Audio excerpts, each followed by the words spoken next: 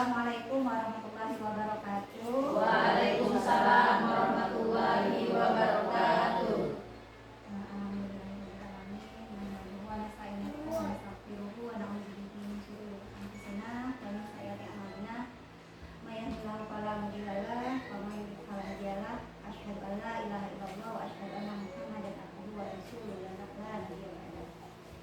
Alhamdulillah, puji syukur kita aturkan kehadirat Allah Subhanahu wa taala karena atas berkat rahmatnya sehingga kita diberikan kesempatan untuk bisa berkumpul di sini.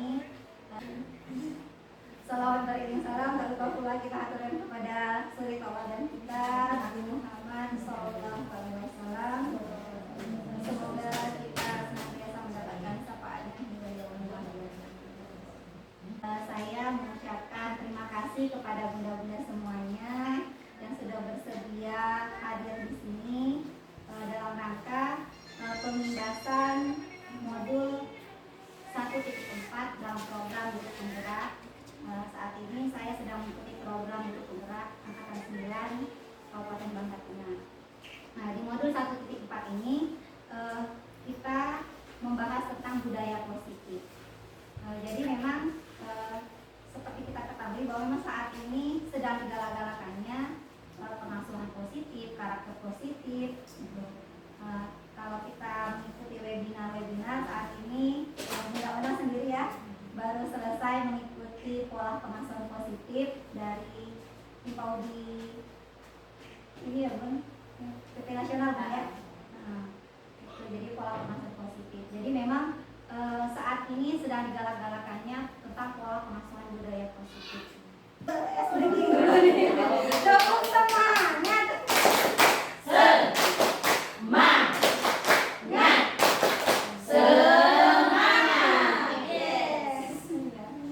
Ya, baik. Baiklah, saya akan mencoba menggali melalui pertanyaan tematik. Yang pertama, kira-kira menurut bunda-bunda, hukuman itu dapat mendisiplinkan anak nggak ya? Tidak. Setuju nggak? Dapat. Setuju. Ada yang berbeda pendapat? Setuju atau tidak hukuman dapat mendisiplinkan anak? Tidak. Setuju. Dasari tidak. Kenapa Bun? Karena secara fisik saya kalau hukuman kan biasanya produk fisik tuh. Biasanya anak itu bisa menimbulkan trauma seperti itu. Jadi banyak menimbulkan hal negatif, bukan lebih ke mendisiplinkan anak seperti itu. Kalau Bunda Ima sendiri gimana Bun? Kenapa menurut Bunda tidak setuju? Setuju ya? Setuju, karena kadang-kadang anak ini kan sering apa namanya itu, kadang-kadang tingkah anak itu kan sering membuat kita kesal, terus banyak macam-macam yang dilakukan di kelas itu. Dengan adanya hukuman itu mungkin anak-anak itu bisa disiplin, tidak mesti harus hukuman fisik, misalnya disuruh, kalau memang dia harus misalnya disuruh mengepel atau disuruh membereskan mainan, itu bisa mendidik anak, mendisiplinkan anak. Mungkin dia karena ada hukuman seperti itu, mungkin dia merasa jerah untuk melakukan kesalahan lagi. Baik, terima kasih atas pertanyaan, atas tanggapan dari Bunda Imas dan Bunda Sari. Tepuk tangan dulu dong buat ya. Baik, kita akan lihat nanti ya, apakah disiplin itu, hukuman itu dapat mendisiplinkan anak. Kemudian pertanyaan kedua, kira-kira pemberian hukuman dengan hal yang positif seperti membaca atau membersihkan halaman sekolah dapat meningkatkan disiplin anak? Kira-kira setuju atau tidak setuju? Pemberian hukuman dengan hal positif seperti membaca atau membersihkan halaman sekolah dapat meningkatkan disiplin anak. Bagaimana bunda-bunda? Setuju atau tidak setuju? Ya, dua pilihannya. Setuju atau tidak setuju? Saya masih tetap tidak setuju. Yang lain? Bagaimana? Setuju. Ya, ada yang lain? Tidak tahu. Tidak tahu. Tidak setuju kan? Tidak tahu. Ya, hampir sama seperti tadi ya. Terus memberikan penghargaan dapat meningkatkan motivasi belajar anak. Setuju. banyak yang setuju ya. Ya, baik, kita akan lihat apakah pernyataan ini diingat lagi yang tadi disetujui, yang tidak setuju tidak setuju. Kita akan lihat apakah pernyataan ini akan kita refleksikan nanti. Budaya positif. Suasana positif sangat mendukung dalam menciptakan pembelajaran yang kondusif. Dengan suasana yang positif, murid dan guru akan menemukan suatu kondisi pembelajaran yang menyenangkan. Proses pembelajaran dapat dirasakan tanpa adanya suatu beban, namun suatu kebutuhan. Suasana positif juga dapat membantu menggerakkan moral yang positif bagi murid, sehingga karakter murid tidak hanya terbentuk dari akademik atau intelektualnya saja, melainkan bisa terbentuk dari faktor lingkungan juga. Berikutnya, budaya positif itu adalah merupakan suatu nilai-nilai, keyakinan-keyakinan, dan kebiasaan-kebiasaan di sekolah yang berpihak pada murid agar murid dapat berkembang menjadi pribadi yang kritis, penuh hormat, dan diharapkan dapat membentuk anak-anak yang bertanggung jawab. Di sini ada banyak sekali materi yang akan kita bahas di konsep inti budaya positif ini. Yang pertama itu adalah pembelajaran paradigma baru. Yang kedua, disiplin positif. Yang ketiga, nilai-nilai kebajikan. Yang keempat, kebutuhan dasar manusia. Yang kelima, motivasi perilaku manusia. Yang keenam, posisi kontrol guru. Yang ketujuh, keyakinan kelas. Dan kedelapan, segitiga restitusi. Jadi ada 8 materi yang akan kita bahas hari ini. Semoga masih semangat. Semangat buat saya. Baik, kita masuk ke materi yang pertama. Pembelajaran paradigma baru. Ya, pembelajaran paradigma baru itu merupakan pembelajaran yang memfokuskan peserta didik sebagai pusat dalam kegiatan pembelajaran. Melalui rancangan siklus yang berkesinambungan, pembelajaran paradigma baru memberi ruang yang lebih longgar kepada pendidik dalam menyusun perencanaan serta merumuskan asesmen yang sesuai dengan kebutuhan peserta didik. Jadi ada pembelajaran paradigma baru di mana pembelajaran tersebut pembelajaran yang berpusat kepada anak. Terus kemudian pembelajaran tersebut dirancang sesuai dengan kebutuhan peserta didik sehingga peserta didik dapat belajar sesuai dengan kebutuhan yang mereka inginkan. Nah, pembelajaran paradigma baru ini berorientasi pada penguatan kompetensi pengembangan karakteristik yang sesuai dengan dimensi profil pelajar Pancasila. Jadi ada berapa dimensi bunda-bunda? Profil pelajar Pancasila? Ada. Kenapa ragu-ragu? Nyanyi dulu. 1, 2, 3. Pelajar Pancasila beriman dan bertakwa pada Tuhan Yang Esa dan berakhlak mulia, berkebinekaan lokal, gotong royong mandiri, bereaksi dan bernalar kritis. Iya, nggak semangat. Dia tegang baik. Gara-gara gitu. Padahal tegang apa ini? Iya, baik. Jadi ada 6 dimensi profil pelajar Pancasila. Dengan adanya pembelajaran paradigma baru ini mencoba untuk mengembangkan ke-6 dimensi tersebut. Dan semoga karakter ini dapat kita sesuaikan dengan dimensi profil pelajar Pancasila. Next, yang berikutnya materi yang kedua yaitu penerapan disiplin positif. Tadi ya, menjawab yang tadi. Disiplin positif merupakan suatu cara penerapan disiplin tanpa kekerasan dan ancaman yang dalam prakteknya melibatkan komunikasi tentang perilaku yang efektif antara guru dan murid. Jadi diharapkan penerapan disiplin positif itu adalah penerapan yang kita bisa mengajak siswa itu berbicara dari hati ke hati.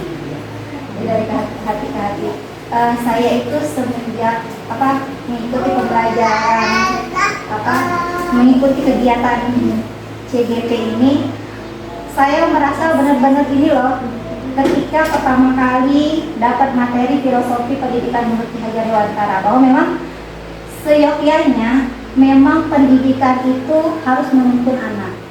Jadi memang kita itu harus belajar, dan saya ingat betul kata-kata Pak Iwan Sahril bahwa menurut beliau bahwa pendidikan itu sebenarnya bukan terletak pada ketuntasan pembelajaran, tetapi terletak bagaimana setelah pendidikan itu berakhir harus ada yang berubah dalam diri anak, dalam tanda kutip karakternya yang harus berubah. Jadi saya itu merasa ya Allah, ternyata terkadang kita selama ini kan merasa pembelajaran itu ketika kita mengajarkan pembelajaran tentang materi kayak sekarang binatang ternak gitu ya, terkadang kita karena ingin mengajarkan tentang simbol-simbol huruf misalnya, kata kambing misalnya, jadi yang kita akan sampaikan itu kata-kata kambing itu, jadi kita hanya terfokus pada pembelajarannya, sementara kita melupakan hal-hal yang mengajarkan anak-anak tentang karakter positifnya, tentang bagaimana mereka berinteraksi dengan teman-temannya, bagaimana mereka membentuk pola positif ketika mereka sedang belajar tadi gitu. Nah, jadi diharapkan ketika pembelajaran itu kita tidak hanya mentuntaskan kegiatan pembelajaran, tapi kita selipkan juga karakter-karakter positif. Karena kita ketahui sekarang banyak sekali kita jumpai kasus-kasus bullying ya, kasus bullying, dan itu sangat mengkhawatirkan sekali karena banyak sekali korban-korban dan pelakunya itu adalah masih usia-usia sekolah ya. Masih usia-usia sekolah. Jadi memang cukup menjadi beban juga buat kita sebagai seorang pendidik bagaimana agar tertanam itu dalam diri anak, dalam tanda kutip kita mengajarkan kepada anak agar anak itu bisa maksudnya dalam pembelajarannya tidak hanya tuntas dalam pembelajaran, tapi juga karakternya kita ajarkan gitu. Jadi diharapkan karakter-karakter yang sudah kita ajarkan, apalagi kita anak usia dini, sebagai fondasi, sebagai awal pembentukan karakter, dan alangkah baiknya memang kita mensinergikan, mengkolaborasikan pembentukan karakter-karakter itu dengan orang tua. Jadi apapun program positif yang kita terapkan di sekolah, kalau bisa kita sampaikan ke orang tua, agar orang tua juga dapat terlibat untuk mengasah potensi-potensi positif tersebut. Itu yang benar-benar diharapkan. Jadi penerapan disiplin positif ini bukan penerapan yang tadi dengan hukuman bahwa anak-anak bisa disiplin atau dengan penghargaan juga anak-anak bisa disiplin. Ternyata bahwa hukuman dan penghargaan itu juga kita terkadang dengan diberikan penghargaan diharapkan anak-anak bisa disiplin. Karena memang kita melihat anak emang semangat, tetapi maksudnya motivasi yang ada pada diri anak itu bukan hanya dari dirinya sendiri, tapi untuk mendapatkan penghargaan tadi, untuk mendapatkan hadiah dari bunda ya. Kalau kita kan biasanya yang hebat, yang pintar dikasih bintang, jadi kan anak termotivasi gitu ya. Jadi itu yang kedua. Nah, jadi tujuan disiplin positif itu adalah tujuannya menanamkan motivasi pada murid-murid agar menjadi sesuatu yang mereka inginkan dan menghargai diri sendiri dengan nilai-nilai yang mereka percaya. Nah, kemudian materi yang ketiga yaitu nilai-nilai kebajikan. Ini jadi nilai-nilai kebajikan yang harus kita tanamkan kepada anak-anak sesuai dengan profil pelajar Pancasila. Jadi nilai-nilai kebajikan itu adalah sifat positif manusia yang merupakan tujuan mulia yang ingin dicapai setiap individu. Nilai-nilai tersebut bersifat universal dan lintas bahasa, suku bahasa, agama maupun latar belakang. Dan nilai-nilai kebajikan itu sesuai dengan profil pelajar Pancasila yang 6 dimensi tadi yang sudah kita berikan. Itu beriman dan bertakwa kepada Tuhan Yang Maha Esa dan berakhlak mulia, kemudian mandiri, berhalal kritis, berkebinekaan global, bergotong royong dan kreatif. Jadi nilai-nilai karakter itu bisa berupa toleransi, rasa hormat, integritas, mandiri, menghargai, antusias, empati, pengetahuan, kreatif, kerjasama, percaya diri, komitmen, dan masih banyak lagi nilai positif yang bisa kita kembangkan. Kemudian materi berikutnya adalah 5 kebutuhan dasar manusia. Ya, jadi ada kalau secara ininya ada 5 kebutuhan dasar manusia. Terkadang inilah yang memotivasi seseorang untuk melakukan sesuatu. Jadi kebutuhan dasar yang pertama bukan hanya ini ya, murid-murid kita juga seperti itu. Terkadang kita tidak tahu mereka melakukan sesuatu itu karena apa. Ini kita harus mengetahui dulu apa sih sebenarnya kebutuhan dasar manusia tersebut. Yang pertama adalah kebutuhan untuk bertahan hidup. Ini merupakan kebutuhan yang prinsip, kebutuhan yang sangat mendasar, makanan, pakaian, tempat tinggal, keamanan dan kesehatan. Kemudian kebutuhan dasar manusia yang kedua adalah kasih sayang.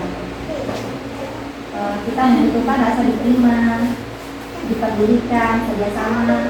Kita membutuhkan keinginan untuk menjadi bagian dari suatu kelompok. Kemudian yang berikutnya kebebasan, mandiri, memilih pilihan. Kemudian yang keempat itu kebutuhan dasar kesenangan. Kemudian yang berikutnya, yang kelima itu kebutuhan akan penguasaan. Kebutuhan bertahan hidup merupakan kebutuhan survival, adalah kebutuhan yang bersifat fisiologis untuk bertahan hidup. Misalnya, yang sudah saya jelaskan tadi, berupa makanan, tempat tinggal, kesehatan dan lain-lain. Ini merupakan kebutuhan biologis sebagai bagian dari proses reproduksi terhadap kebutuhan untuk tetap bertahan hidup. Komponen psikologis pada kebutuhan ini meliputi termasuk dalam kebutuhan bertahan hidup ini adalah kebutuhan akan perasaan aman. Nah, kemudian yang kedua tadi kebutuhan akan kasih sayang atau dan rasa diterima. Kebutuhan untuk disayangi dan diterima ini meliputi kebutuhan akan hubungan dan koneksi sosial, kebutuhan untuk memberi dan menerima kasih sayang, dan kebutuhan untuk merasa menjadi bagian dari suatu kelompok. Kebutuhan ini juga meliputi keinginan untuk tetap terhubung dengan orang lain seperti teman, keluarga, pasangan hidup, tempat kerja. Kita juga biasa kasih sayang terhadap binatang peliharaan kita, seperti kami di sini banyak sekali binatang peliharaannya, terutama mulai Mas yang selalu konsisten memberikan ini kepada anak-anaknya. Kasih sayang. Wah, sekali digigit jadi dia minta mati. Kasih sayang. Kasih sayang terhadap kasih sayang itu tidak hanya terhadap kita sesama manusia, tetapi juga terhadap lingkungan, terhadap binatang, terhadap juga tumbuh-tumbuhan. Ya, kemudian kebutuhan manusia yang berikutnya adalah kebutuhan akan kebebasan, yaitu kebutuhan untuk bebas, kebutuhan akan kemandirian, otonomi, memiliki pilihan dan mampu mengendalikan arah hidup seseorang. Anak-anak dengan kebutuhan kebebasan yang tinggi, dia pasti menginginkan pilihan-pilihan. Dia ingin bebas memilih, dia ingin bebas melakukan sesuatu. Jadi dia suka mencoba-coba hal yang baru. Sama kayak anak-anak kan, ketika kita menyiapkan densitas main, menyiapkan pembelajaran, dia ingin bebas memilih yang mana yang mau mereka lakukan. Kemudian yang berikutnya adalah kebutuhan akan kesenangan. Jadi murid-murid dengan kebutuhan kesenangan yang tinggi akan menikmati apa yang dia lakukan. Jadi ketika dia senang untuk melakukan sesuatu, sama seperti kita ya, ketika kita senang melakukan sesuatu, pastilah kita ingin terus melakukannya. Ketika kita dulu kalau ini musim lagi orang senang-senangnya nanam bunga gitu ya. Ya, jadi kan di mana-mana kalau kita lihat di depan rumah orang itu penuh bunganya. Lagi viral musim kembang gitu ya, musim bunga. Begitu juga dengan anak-anak gitu ya. Nah, ketika dia senang dengan sesuatu, dia pasti akan menyukai. Yang menyukai tersebut, dia pasti akan melakukan sesuatu itu dengan perasaan senang dan bahagia. Jadi mereka suka untuk melakukan permainan, mengoleksi barang, suka bergurau, suka melucu, dan juga suka mengemaskan. Kemudian kebutuhan dasar yang berikutnya adalah kebutuhan akan penguasaan, di mana kebutuhan ini berhubungan dengan kekuatan untuk mencapai sesuatu. kebutuhan akan dia merasa bahwa dia lebih kompeten, dia lebih terampil, dia lebih berkuasa atas sesuatu. Jadi merasa kebutuhan penguasaan ini diakui. Perasaan ini diakui, ini dianggap berharga gitu di mata teman-teman yang lain. Tidak hanya anak-anak pasti ya, kita pun juga pasti begitu, pengen diakui. Diakui bahwa kita itu bisa. Next, berikutnya. Mungkin sampai di sini ada yang mau ditanyakan atau mau dibahas? Boleh benar-benar. Kita sharing sama-sama. Ya, jika saya tahu akan saya jawab, jika tidak akan saya lemparkan kepada senior saya. Sudah Sari yang sudah dikukuhkan menjadi guru penggerak dan senior saya satu lagi Bunda Iman. Boleh benar-benar jika ada yang mau di-sharingkan. Silahkan Bun. Mungkin ada yang sekolah. Kalau anak kami gini Bun, kalau anak kami seperti ini misalnya. Bun, boleh Bun? Ya Bun. Ada nggak? Boleh bayar enggak? Kita memang ada yang dilakukan. Enggak bayar, enggak gratis. Diberi nasi siapa yang tanya? Oh, ada pulang nasi. Dari makan duluan. Baik, kita lanjut ya. Kita sudah makan dan nanya. Baik, materi yang berikutnya, materi yang kelima itu tentang motivasi perilaku manusia. Bahwa tadi sih motivasi seseorang itu kalau kita lihat ini terbagi menjadi dua, yaitu motivasi intrinsik, yaitu dari diri kita sendiri, atau motivasi ekstrinsik atau motivasi eksternal dari luar. Ya, tadi seperti tadi motivasi dari luar itu bisa berupa kita melakukan sesuatu itu karena adanya hukuman, karena adanya paksaan dari seseorang, iya, karena mengharapkan imbalan kita melakukan sesuatu itu. Jadi motivasi inilah makanya kita harus kita gali kepada anak-anak apakah motivasi itu dari dalam diri kita sendiri atau dari eksternal. Jadi kalau dari diri kita sendiri biasanya motivasi itu timbul dari dalam diri seseorang tanpa adanya paksaan atau dorongan dari orang lain. Tapi itu merupakan kemauan dari kita sendiri bahwa kita menyadari kita melakukan sesuatu itu karena kita memang meyakini suatu keyakinan positif tersebut. Kita meyakini bahwa memang itu baik buat kita, baik buat lingkungan kita. Dari dalam diri kita sendiri itu kita sudah menyadari bahwa memang itu harus kita lakukan. Misalnya motivasi yang sudah lengkap waktu sekolah gitu ya. Jadi apakah itu merupakan motivasi dari atasan, apa berharap mendapatkan imbalan, atau memang dari diri kita sendiri.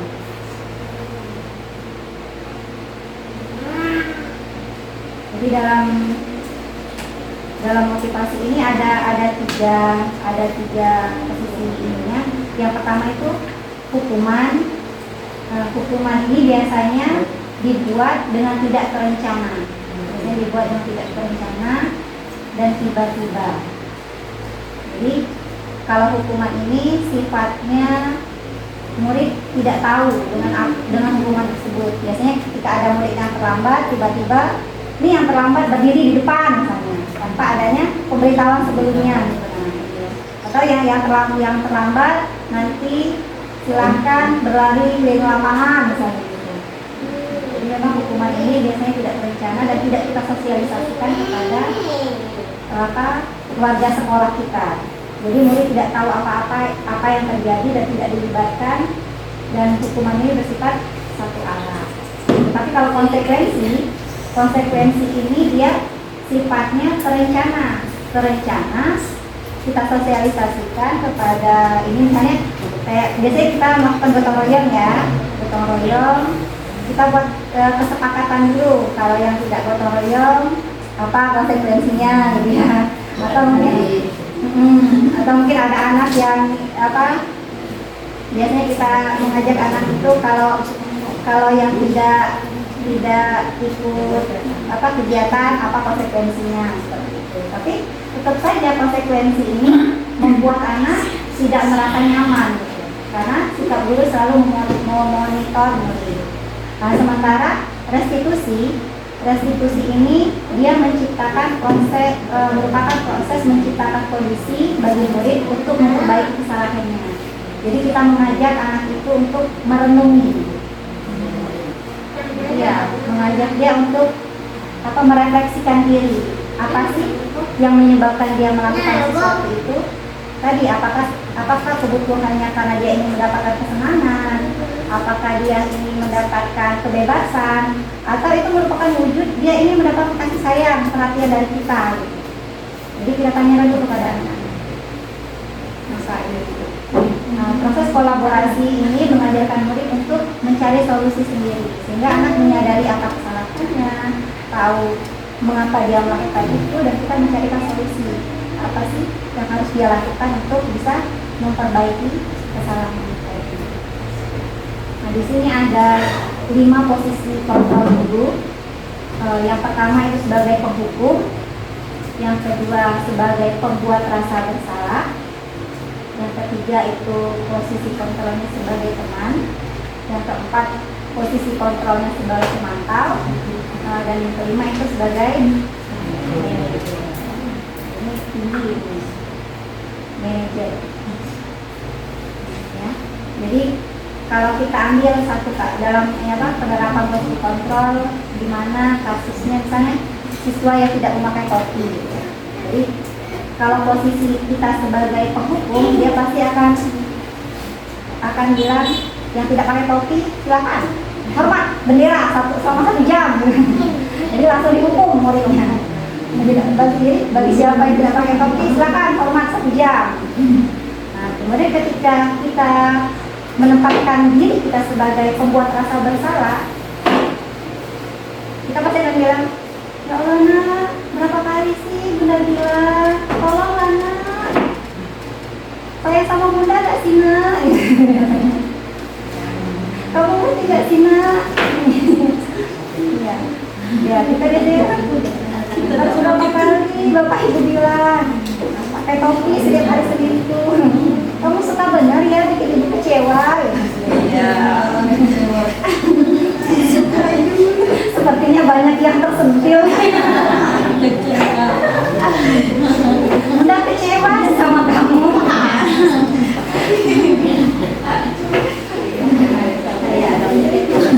Ketika kita menempatkan posisi kontrol sebagai teman, ayo dong, pakailah topinya gitu, ikutilah aturan, demi ibu loh gitu, bantu ibu lah, bantu bunda lah gitu. Kalau pakailah topinya gitu, kita sudah menginstruksikan sebagai teman. Tapi kalau sebagai pemantau, kamu kali ini sudah melanggar peraturan sekolah. Kamu tahu kan konsekuensinya apa? Nah, jadi kalau seorang pemantau itu biasanya dia lebih kepada peraturan-peraturan. Kamu ingat nggak peraturan hari Senin itu kan pakai topi? Jadi sebagai pemantau dia lebih kepada peraturan-peraturan. Jadi ketika seorang melanggar, apa sih konsekuensinya? Nah, tetapi ketika kita memposisikan diri kita sebagai manajer, kita akan bertanya kepada anak, merefleksikan diri kepada anak. Apakah kamu tahu kesalahan kamu? Kita bertanya kepada anak. Terus mengapa kamu melakukan kesalahan itu? Jadi kita tanyakan, kali menanyakan apa motivasi dia melakukan. Kemudian bagaimana kamu akan memperbaikinya? Kira-kira bagaimana kesalahan ini merefleksikan kembali kepada mereka? Apakah itu bisa mereka apakah mereka mau mengulangi lagi atau mereka mau memperbaiki kesalahan ini? Terkadang memang ya teori selalu lebih mudah dengan prakteknya. Tetapi seperti ini sih Bun, ibarat menanam sebuah benih. Tidak mungkinlah kita menanam hari ini ucuk-ucuk, besok langsung tumbuh, langsung berkembang, langsung berbuah, bertunas, tidak mungkin. Jadi memang apalagi kita akan menanamkan sesuatu yang karakter positif gitu, budaya positif, perilaku positif. Jadi memang butuh proses, butuh kesabaran, butuh waktu, dan kita tidak tahu apakah karakter itu apa yang kita ajarkan ini kapan akan menghasilkannya. Kayak kita menanam lah, kita nggak tahu kapan akan berbuahnya, kapan akan bunganya. Gitu. Yang penting kita tanam aja dulu, semai dulu. Pokoknya kita asuh dulu anak, berikan pengajaran yang bermakna kepada anak, menuntun anak dengan sebaik-baiknya, memberikan karakter positif kepada anak. Jadi apakah itu nanti apakah tumbuhannya dia akan berbuah atau tidak? Tetapi biasanya ketika kita sudah melakukan kayak petani lah, ketika tanaman ini sudah diberi pupuk, sudah dirawat, ini pastilah kan dia akan menghasilkan. Begitu juga dengan karakter positif ini. Ketika kita asah terus, kita latih terus, kita biasakan kepada anak, insya akan berdampak positif juga kepada anak. Jadi tidak hanya berdampak positif semasa dia sekolah di TK, tapi kita berharap karakter positif itu akan terus mereka bawa hingga akhir hayat kalau bisa ya. Jadi pembelajaran sepanjang hayat buat mereka. Ini sama seperti tadi ya, dimana posisi guru sebagai penghukum. Kok kamu tidak pernah benar sih melakukannya? Di bagian penjelasannya tadi sebenarnya ketika kita memposisikan diri sebagai pembuat rasa bersalah, saya kecewa dengan perbuatanmu. Ya kan, jadi waktu tidak kecewa banget ya sama kamu gitu. Apa benda? Tidak selalu mau kecewa Oh, tidak selalu mau kecewa. Berarti bunda tidak pernah membuat rasa bersalah kepada anak. bagus bu, tanduknya Tidak pernah membuat rasa bersalah. Biasanya membuat apa bun? paling menyenangkan menurut mereka, kalaupun mereka apa kan Biasanya lebih ke posisi kontrol. dikasih sayang itu kita ini sekarang. Kalau mereka melakukan sesuatu yang tidak Dikasih tahu juga sih, pada salah jangan ditegur lagi ya, nggak boleh ya kan, sayangi teman-temanmu, nggak boleh mama rebutan ini kan saya rebutan nangis nih, kan kita nggak boleh sayang, ini harus ini minta maaf, salah. Berarti bunda sudah bisa memposisikan diri sebagai seorang manajer. Sudah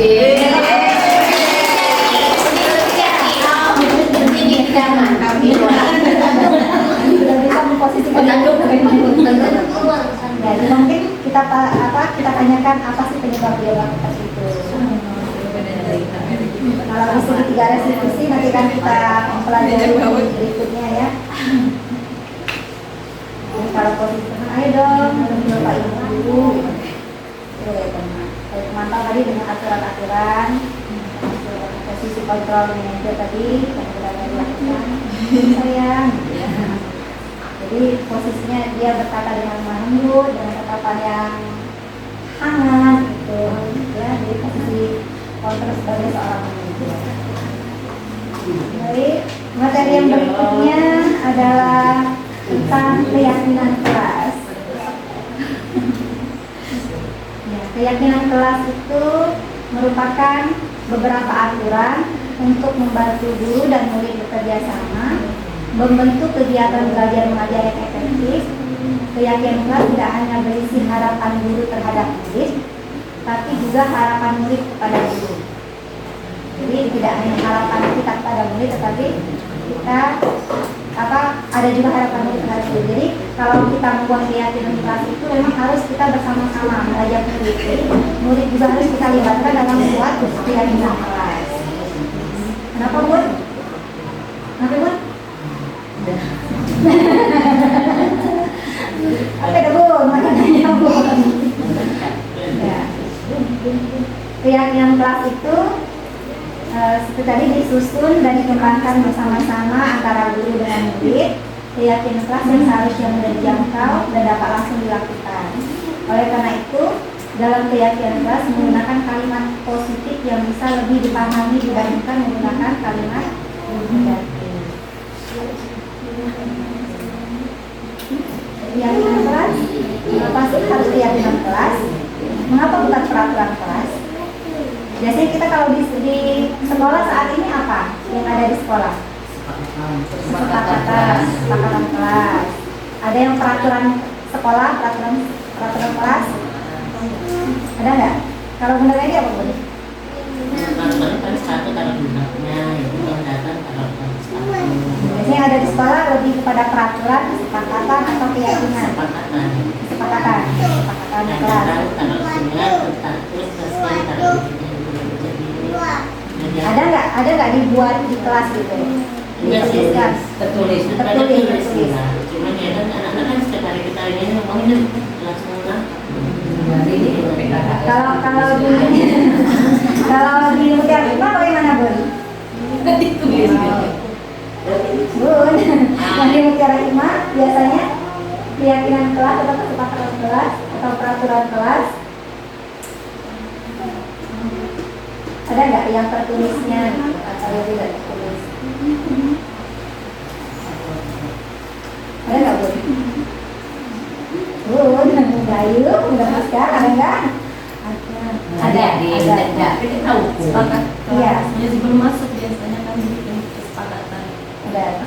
Tertulis nggak? Enggak. Ya, kalau sekarang ini kita mencoba untuk menuliskan biar anak lebih paham dan walaupun anak itu tidak tahu tetapi ketika kita tuliskan, nah kalau kami sekarang sih masih kesepakatan kelas kayak gitu, kesepakatan kelas misalnya antri, tenang, konsentrasi, tidak berlarian, sayang teman dan guru. Nah kemudian kesepakatan ketika berdoa, mengangkat tangan, membaca apa tuh? Baca dengan suara ini tenang, pelan. Nah itu kesepakatan kelas kali ini. Terus yang berikutnya itu kesepakatan ketika bermain. Nah, jadi bolehlah sih kalau mau dikembangkan di sekolah gitu. Nah, jadi, mengapa sih harus keyakinan kelas, bukan peraturan? Kita akan lihat. Pembentukan keyakinan kelas. Kenapa harus keyakinan kelas? Karena keyakinan kelas itu bersifat lebih abstrak daripada peraturan yang lebih rinci dan konkret. Keyakinan kelas berupa pernyataan universal yang dibuat dalam bentuk kalimat positif. Terus keyakinan kelas tidak dibuat dalam jumlah banyak sehingga mudah diingat dan dipahami oleh semua warga sekolah. Kemudian keyakinan kelas itu merupakan sesuatu yang dapat diterapkan di lingkungan kelas, di lingkungan sekolah. Pembuatan keyakinan kelas ini melibatkan semua warga kelas melalui kegiatan curah pendapat. Jadi kita bisa melibatkan anak juga untuk membuat keyakinan kelas ini. Terus keyakinan kelas ini juga bisa kita tinjau ulang. Jadi dari waktu ke waktu bisa berubah. Jadi bisa berubah keyakinan kelas. Kemudian yang berikutnya materi terakhir ini, materi yang terakhir alhamdulillah. Materi yang terakhir itu saja. Oke. Ya, materi yang terakhir itu adalah segitiga restitusi. Ini materi yang paling ya, segitiga biru. Segitiga restitusi itu apa Mbak?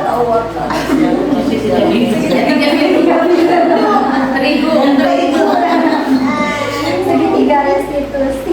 Segitiga bermuda. Iya, segitiga restitusi. Segitiga restitusi adalah merupakan suatu proses dialog yang dijalankan oleh guru atau orang tua agar dapat menghasilkan murid yang mandiri dan bertanggung jawab. Jadi segitiga restitusi ini tidak hanya bisa kita terapkan di sekolah, tapi juga bisa diterapkan di rumah. Ini dia segitiga restitusinya itu Merah dan biru. merah dan biru ternyata bukan segitiga biru. Ada kombinasinya benar-benar ya. Ada merah, ada biru, bukan segitiga biru.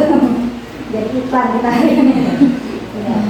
Segitiga restitusi. Yang pertama itu adalah menstabilkan identitas. Di mana kita menanyakan apa? Iya, Buddha tahu. Buddha setiap manusia pasti pernah melakukan kesalahan. Jadi kita stabilkan identitasnya. Kita ambil dia, kamu hebat, kamu sudah berani bertanggung jawab. Bunda tahu bahwa setiap manusia itu tidak ada yang sempurna, pasti pernah melakukan kesalahan. Kemudian yang berikutnya validasi tindakan yang salah. Jadi biasanya seorang guru itu akan bertanya, kamu tentu punya alasan mengapa kamu melakukan hal itu. Terus adakah cara yang lebih efektif untuk mendapatkan apa yang kamu butuhkan? Kita bertanya kepada anak. Jadi memvalidasi tindakan yang salah. Mengapa dia melakukan hal itu? Apa yang memotivasi dia melakukan tindakan yang salah tersebut? Kemudian yang berikutnya adalah kita menanyakan keyakinan. Lalu keyakinan kelas apa yang sudah kita sepakati? Keyakinan yang bagaimana yang sudah kamu lalui? Terus kamu ingin menjadi orang seperti apa?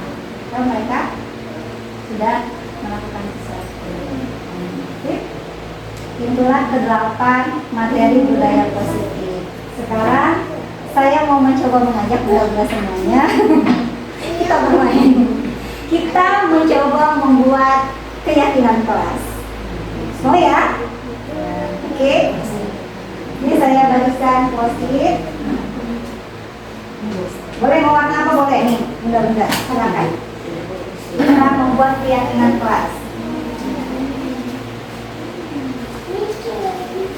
Lebih banyak ibu jadi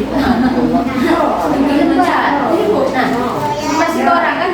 Boleh satu orang satu boleh, satu orang dua boleh. Apa? Yang banyak-banyak yang belajar kan? Ya.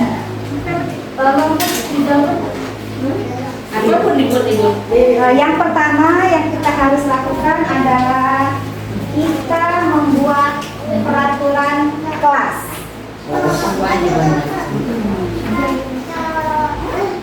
Peraturan apa kan? Kita buat dulu peraturan. Biasanya peraturan di kelas kita apa? Atau di sekolah bunda apa biasanya peraturan yang ada di sekolah? Peraturan di sekolah itu juga. Peraturan di sekolah apa di kelas? Kita sepakat ini peraturan di sekolah apa di kelas? Biar enak. Kelas ya. Nah, yuk peraturan di kelas. Kira-kira apa peraturan di kelas? Boleh. Satu orang bisa buat satu atau dua peraturan.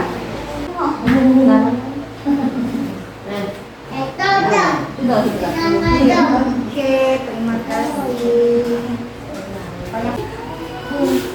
Masya Allah, ternyata sudah ini semua ya. Pengalaman. Nah ini materinya ini berarti nggak paham.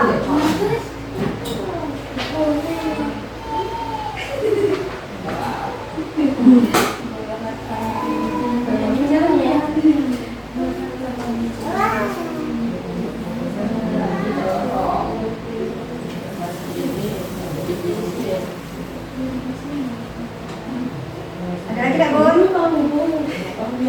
Ada lagi kak? Dah.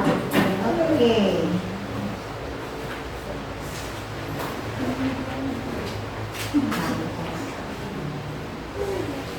Ya, udah ya. Biasanya peraturan kelas ini kan kita menggunakan kalimat yang kebaca ya Bun? Dah. Saya bacakan baca. Nih, yang pertama tidak boleh mengobrol dalam kelas. Yang kedua masuk kelas tepat waktu. Jaga kebersihan kelas kita. Kemudian berikutnya bicara perlahan, jalan perlahan, menyelesaikan tugas, sayang teman, letakkan peralatan di tempatnya. Kemudian yang berikutnya duduk sopan, tidak boleh mengobrol, fokus dengerin bunda. Ini ada juga yang tidak berlari, sayang teman, bersuara pelan. Terus membersihkan alat main atau alat kegiatan yang sudah digunakan ke tempatnya kembali. Sepakat sampai ke sekolah, anak-anak merapikan sepatu ke rak sekolah. Berdoa tidak berisik, tertib. Terus duduk yang sopan saat berdoa. Kemudian Merapikan kembali peralatan yang sudah digunakan. Menghormati guru dan sesama teman sekelas. Masuk tepat waktu. Anak ketika berdoa tidak boleh mengobrol. Oh, sepertinya ini sudah banyak kalimat positifnya. Coba kalau kita lihat, tidak boleh mengobrol di dalam kelas. Itu kalimat positif apa kalimat negatif? Sebaiknya kita ganti apa, Bun? Kalau kalimat positifnya, tidak boleh mengobrol di dalam kelas. Fokus pada pembelajaran.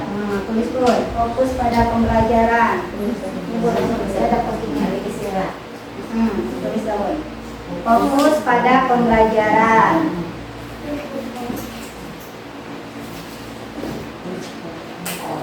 Terus, itu ya, masuk kelas tepat waktu. Itu kalimat positif atau negatif? Positif. Tapi sudah bagus. Jaga kebersihan kelas kita. Positif. Oke. Terus sudah selesai tadi, Bun? Nah, ya, kita tempel. Nanti ini kita ganti ya.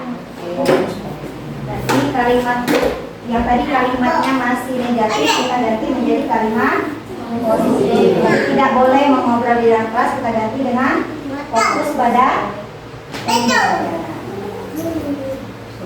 Terus bicara perlahan, positif atau negatif? Positif. Jalan perlahan. Positif. Menyelesaikan tugas. Positif. Positif. Sayang teman. Positif. Positif. Letakkan peralatan di tempatnya. Positif. Duduk sopan. Positif. Positif. Tidak boleh ngobrol. Negatif. Fokus tahu apa ya? Fokus tadi sama ya. Ada pembelajaran. Pembelajaran sama. Fokus dengerin bunda sama ya. Fokus pada pembelajaran. Tidak berlari. Sudah berjalan saja. Berjalan pelan. Sayang teman. Bersuara pelan. Sama. Membereskan alat main. Positif. Membereskan alat main. Ada ya tadi ya. Letakkan peralatan di tempatnya. Kita ambil yang ini ya. Tadi ini sama. Terus sepakat sampai ke sekolah anak-anak merapikan sepatu ke tempat sepatu. Sama tadi ya. Letakkan peralatan di tempatnya. Biar nggak terlalu panjang. Berdoa tidak berisik. Negatif. Tadi sudah ada belum? Fokus. Berdoa. Fokus Belum. berdoa. Kira-kira kita ganti apa nih? Berdoa dengan tenang. Boleh kita tolong tulis lagi, Bun. Berdoa dengan tenang.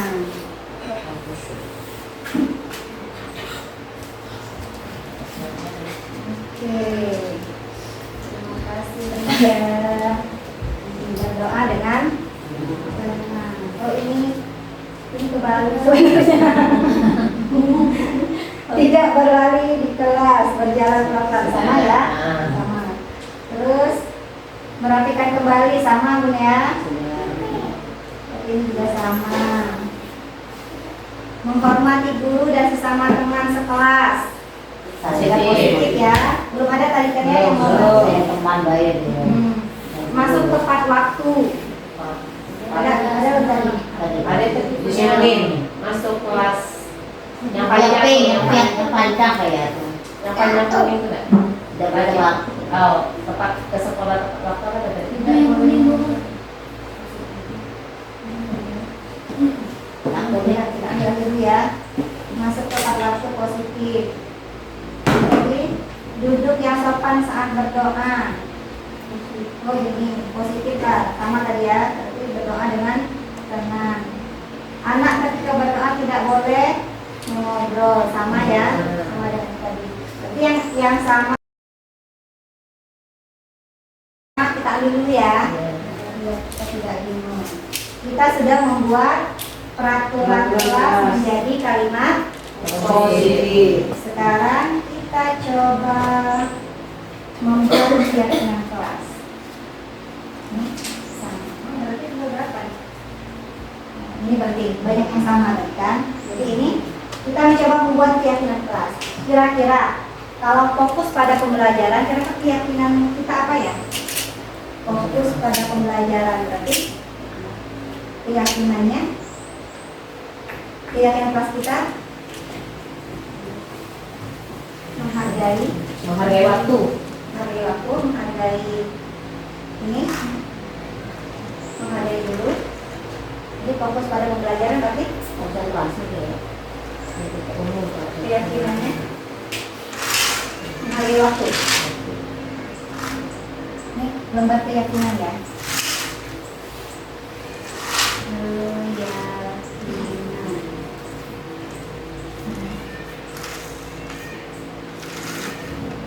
Oke, buat keyakinan kita bunyi.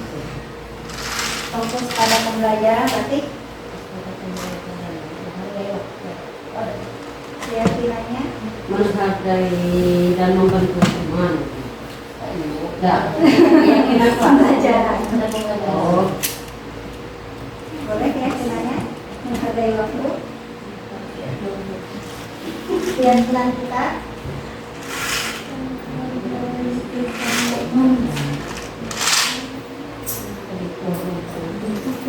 fokus pada pembelajaran berarti kita konsentrasi.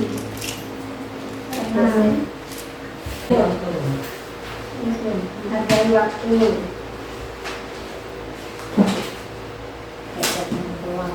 Menghargai waktu.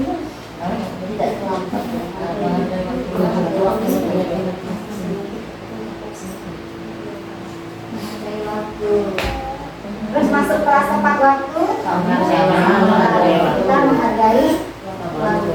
Jadi kita mengajarkan keyakinan kepada anak untuk menghargai waktu. Kemudian jaga kebersihan kelas. Berarti keyakinan kelas kita apa? meletakkan tempatnya. Berarti jaga kebersihan kelas kita. Keyakinan kita Peduli lingkungan. peduli lingkungan. Ibu kita mengajarkan kepada anak kita mengajarkan keyakinan kepada anak bahwa kita harus peduli terhadap lingkungan.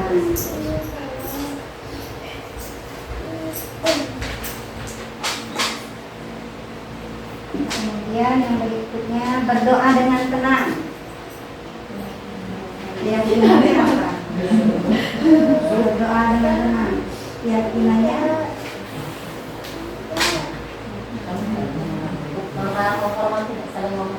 saling menghargai, menghormati, Toleran. bisa juga sih toleransi, saling menghargai. Bisa toleransi. Ya, toleransi.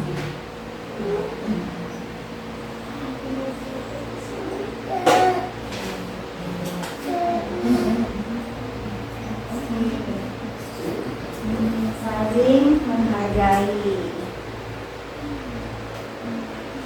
Terus bicara perlahan. Menghormati orang lain. Masih saling beda ya, menghormati orang lain.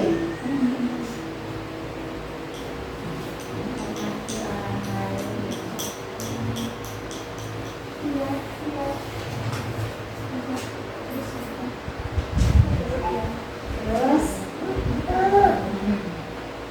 jalan perlahan, sama ya. Keselamatan. Oh, keselamatan. Oke, ya, terus lagi keselamatan jalan perlahan. Terus menyelesaikan tugas. Belajar sungguh-sungguh. Tanggung jawab. Tanggung jawab. Yang namanya adalah tanggung jawab. Sayang teman. Saling Saling menghormati. Terus letakkan peralatan di tempatnya. Duduk sopan. Disiplin ya. Keselamatan ya, maksudnya ya. Tidak boleh mengobrol. Sama tadi ya, menghargai, menghormati. Fokus dengerin bunda, sama menghargai, menghormati. Menghormati guru dan sesama teman. Masuk tempat waktu. Ya, alhamdulillah. Kita sudah berhasil membuat keyakinan kelas kita.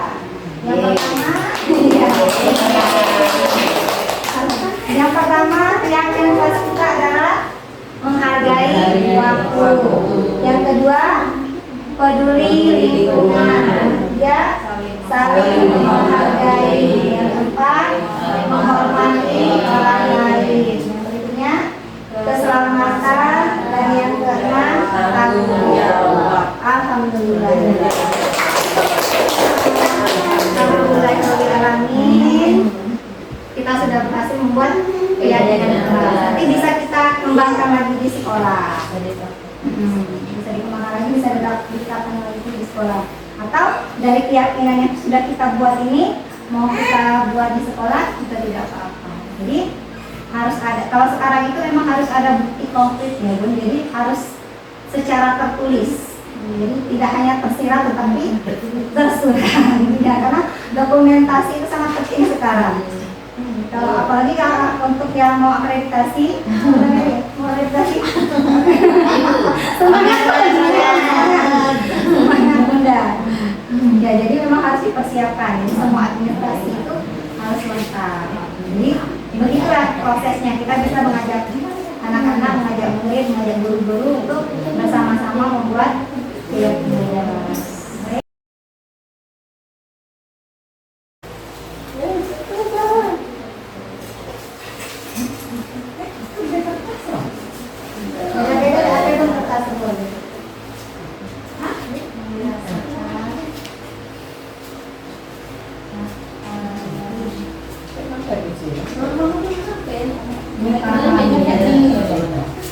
Apa yang dirasakan setelah mendapatkan materi ini, apa yang dipahami setelah mendapatkan materi ini, apa yang akan dilakukan selanjutnya? Bisa gitu. Apa yang dirasakan? Apa yang dirasakan? Di sini ya. Apa yang dipahami? Ini apa yang dilakukan?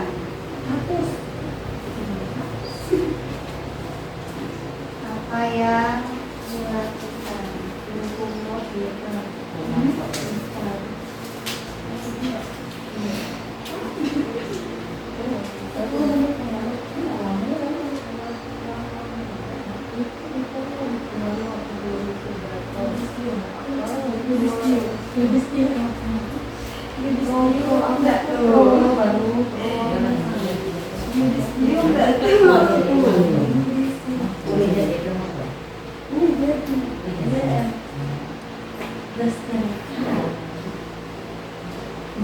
Apa yang dipahami, memahami penafsiran positif dan membuat kesepakatan.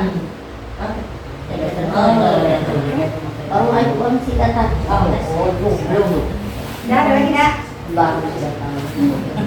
Belum, Bun. Siapa yang mau membacakan apa yang sudah mulai nunduk Bunda ini? Ayo Bunda Mary, boleh Bunda Mary? Ayo Bunda Mary. Semangat Bun. Bacakan. Boleh bacakan ibunya Bunda Mary saja boleh. Yang lain lah. Semuanya aja. Semuanya aja. Kita langsung berdiri. Stand up kalian.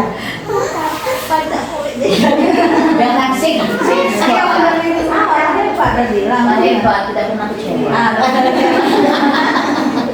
Bangga kan ya anak-anak. ada dua Kak. Tuh deh Kak. Prof, Manajer. Manajer. Apa yang Apa yang dirasakan dulu? Apa yang dirasakan dulu? bahagia?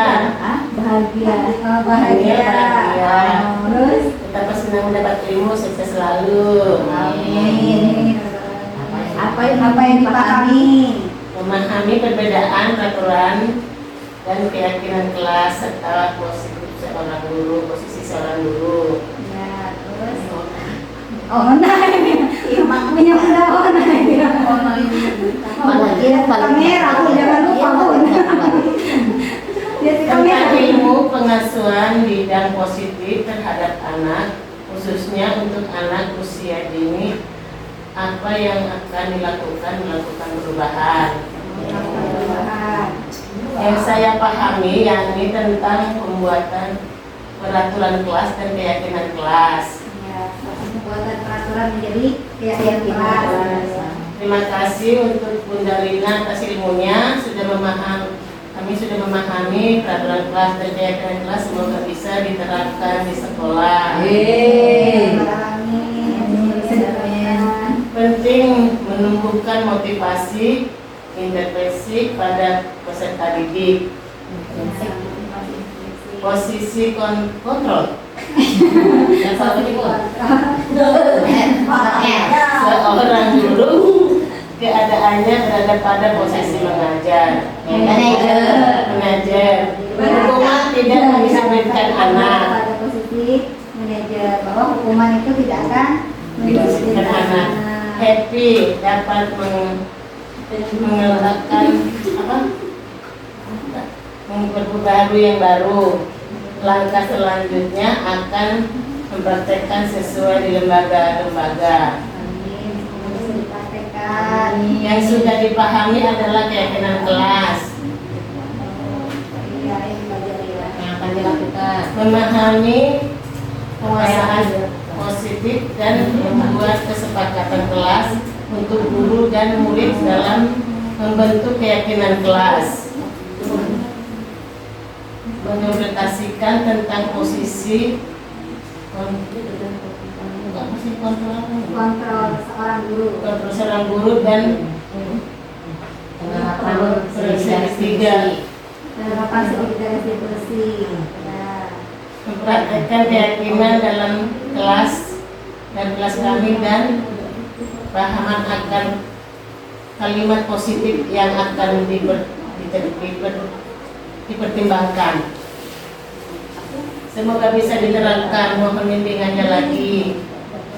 Terima kasih.